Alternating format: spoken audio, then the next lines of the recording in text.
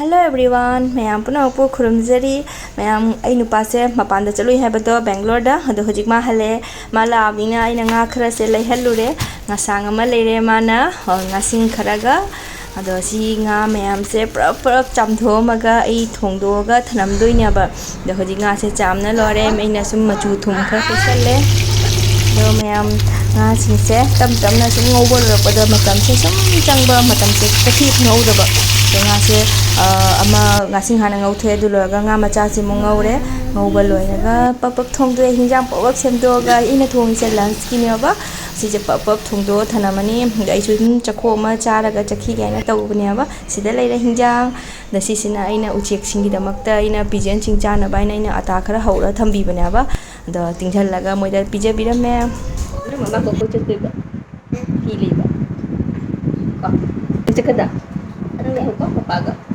mami chalo ka ko no mai thong boro bitero okay mama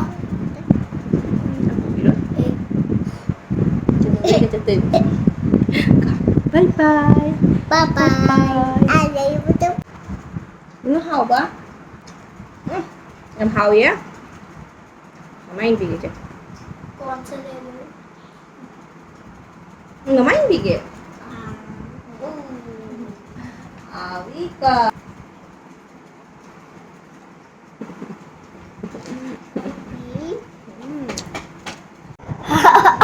cái đó tôi nói nữa nên gì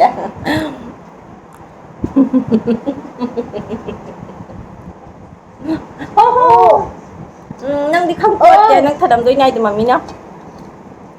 fish ra cái đó bút fish ra cái đó chào nó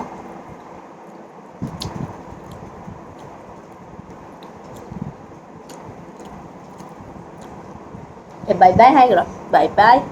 bye bye bye bye bye mẹ mình chắc là thuốc kia thì ngay nín cho tôi chỉ chân ba cái tên đi đi không côn thì mà chắc bây giờ luôn vậy chứ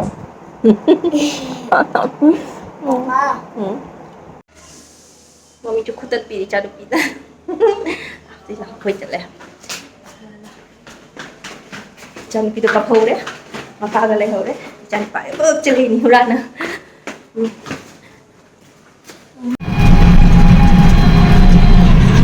mai cha jum le thorak paga sum over tona e-rickshaw ma tonga sum pham do ta na chatle do chalaga khoi mai aina leiba lai se cha nupa gi ne ba especially mai maroi na ma Halloween party gi ado leiba lakpana ma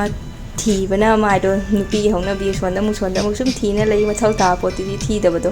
moi se summer collection di lokho me winter collection di marang kai ra me moi se wow aina leiba lakpadu phangdra thokle mafam doigi ji road pe thoklakpada yung karwa chut ki pachai ngata mayam na leirame collection to tin sim lu Halloween asi chalai sira mayam leire du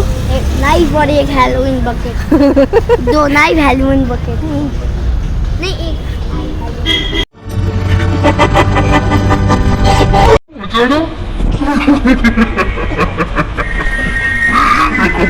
oh my goodness oh my goodness winter collection gata kaino ne t-shirt ka leite thiba lakpo potu di phangdre mayam aina lei ga na khanba di phangdre ado upini na ama mujeng kitchen ki kara item kara sum leiraga pura ga na sum bisal da lakpone ba ado matasa na kai kari sum phang si leiraga adum chalani Bisal da la bani na kamai na toy lei dana hangani ado isa nu pa jawra bani na magi ma ya pamba toy ama jawbire do mai se si se check to na jenga minya ba battery nti hapchal laga jai ja de khang na bagi ado sima jare imai sa bill thido amaga jumda mu hale e-rickshaw to ngaga aina mangonda ice cream ma pije bire do hajik jum jawra ga mu jang hala ga akoi hajik jum jawre chan pa ngai ga king chole ha ba do du jang hala ke tam na ado si bag se jamna phai pisa lagi le pani do jam po chi jam chali siga sum hap ga loina pu lai na du jang hala ke jom do ham ba si se ai chan pi gi ma se iba top thang ga na whiteboard le pani do si na chan pa gi mai sana no bagi the ꯂꯥꯡꯕꯅ ꯁꯥꯕꯅ ꯂꯣꯏꯔꯦ ꯐꯦꯟ ꯊꯥꯗꯦ ꯁꯤꯁꯤꯅ ꯁ꯭ꯇꯣꯔꯦꯖꯀꯤ ꯄꯣꯠ ꯑꯃꯁꯨꯡ ꯀꯩꯀꯩ ꯍꯥꯞꯆꯤꯟꯒꯦ ꯂꯩꯔꯛꯄꯅꯤ ꯁꯤꯅ ꯍꯤꯟꯖꯥꯡ ꯅꯥꯄꯤ ꯑꯩꯒꯤꯗꯣ ꯇꯦꯛꯈ꯭ꯔꯦꯕ ꯑꯗꯣ ꯁꯤꯁꯦ ꯆꯥꯝꯒꯦꯅ ꯇꯧꯔꯛꯄꯅꯤ ꯃꯆꯥ ꯑꯃꯈꯛ ꯑꯩꯈꯣꯏꯗꯤ ꯌꯥꯝꯅ ꯆꯥꯗꯕꯅꯤ ꯍꯤꯟꯖꯥꯡ ꯅꯥꯄꯤꯒꯗꯣ ꯆꯥꯝꯅ ꯁꯦꯝꯕꯩ ꯃꯊꯧ ꯇꯥꯗꯦꯕ ꯁꯤꯅꯤ ꯑꯗꯣ ꯁꯤꯁꯤꯅ ꯁꯣꯛꯁ ꯑꯉꯥꯡꯒꯤ ꯃꯥꯒꯤ ꯁꯣꯛꯁ 3 ꯌꯥꯎꯕꯤꯔꯦ ꯀꯣꯟ ꯐꯦꯡꯅꯕꯒꯤ ꯁ꯭ꯀ꯭ꯔꯕ ꯄ꯭ꯂꯥꯁꯇꯤꯛꯀꯤ ꯁ꯭ꯇꯣꯔꯦꯖꯀꯤ ꯑꯗꯩꯗꯤ sina rumal buy one get one free. Uff. Sina piggy clip. Uff. Sina chili. Kita mayam down. Sina ikan piggy socks tau bire. Sina ikan lupa ki kain sibu. Double side tape. Double side. Hanger buy one get one free. Sina ini ne. Ai potai sum yam mess oireba. Adugi aina sum kari kari hapke na. Okay, tang organize tau kena si ma jaw apne ba. Bathroom da di hap kare na. Si bathroom ni na the. Si se pen se jam kani si pen se buy one get one free oire me. The 50 rupees only. Jadi oh si thau re. Oh sina ikan lupa ki magi toy train sigi magi battery ni. Do sigi bag se pien basu jai do. Mai se jam na phai. Ai se ai droga. Leng se pien basu jai. Do khare do. Is mai to na. Mai to na. Pura koi ki trolley bag ta tau ba do.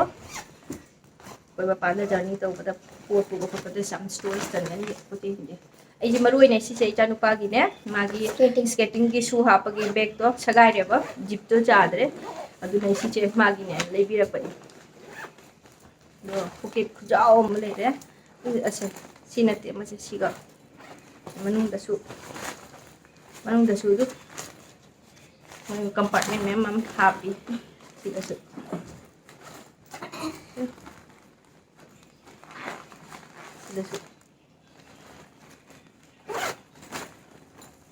Sini mayam nasi gi aina saya ko poche mayam do kwai di pam de sini heli pam se do no re icha nu piki magi keno moto muya ma jaw pani do ma lit na lei gare na thangau do asa du khangau du ta pro cher tu mina pro cho ta chen tu na ba jong hip pe dem ta pro tu mina pro cho sab na si re da sini icha nu piki ai na ne map ko sum kabu to bu chap cha ram wani du jan pi je kam sang ina chong si chap cha re mangon da si ma jaw bi ma gi lo ada in ham da su chang e do du ge nayam video je sida lo lage ai blog se nuai ra ga di please like share and subscribe to ba ka bi ga nu bye bye This for Halloween party, and I have also this thing, bucket of pumpkin for trick or treat, because there is a program at my school. wow